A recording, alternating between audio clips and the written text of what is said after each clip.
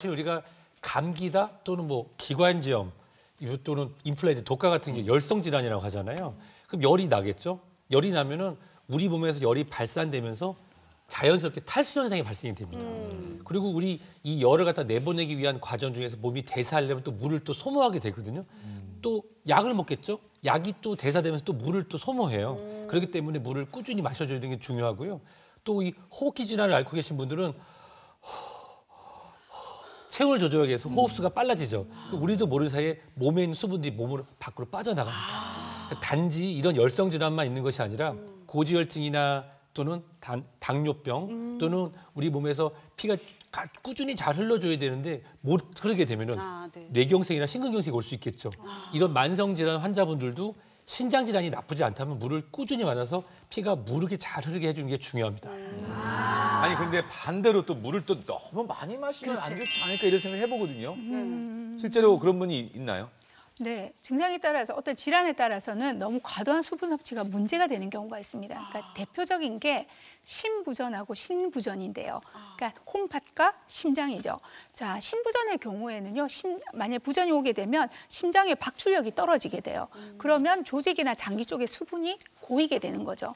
또 신장에 콩팥에 부전이 오게 되면 수분이 배출이 안 되게 되니까 체가 혈액이 늘어나게 되죠.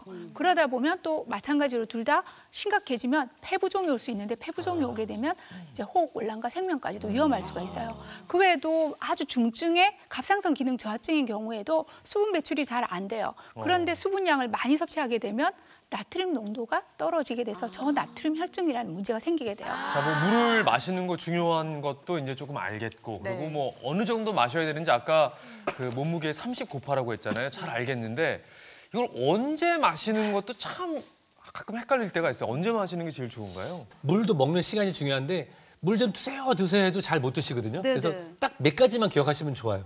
평상시에도 우리가 물을 마시기 때문에 보통 식사하시기 전. 그렇죠. 전 30분 전. 박수림 씨 아주 정확하게 식사하시기 전에 30분 전에 그다음에 식사하신 후에 2시간 후에 그다음에 주무시기 전에 그리고 일어나서 아침에 그렇게 해가지고 드시면 정말 좋아요. 하루에 필요한 양을 마실 수가 있습니다. 자기 전에는 마시면 안 좋죠? 자기 전에 먹는 거 좋죠. 화장실을 너무 가게 돼서. 맞아요.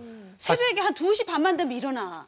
딱 2시 반만 되면 화장실 가게 돼요. 무서워 내 자신이. 2시 반만 되면 일어나. 새벽 2시 반. 이런 분들은 관계가 없고 나이 드셔서 그런가. 여보세요. 근데 이런 분들은 어떻게 해야 돼요? 사실 저처럼 전립선 비대증이 있거나 또는 과민성 잦은 출산 등으로 갱년기 이후에 과민성 방광이 있거나 누구처럼 그런 경우가 아니시라고 하면은 왜 주무시기 전에 드시면 좋냐면 밤새 우리가 호흡하면서 몸이 탈수가 될 수 있거든요. 그래서 주무시기 전에 본인의 배설 용량에 맞춰서 꼭 드시고요. 눈 뜨고 나서 한 잔 꼭 드시면 도움이 됩니다.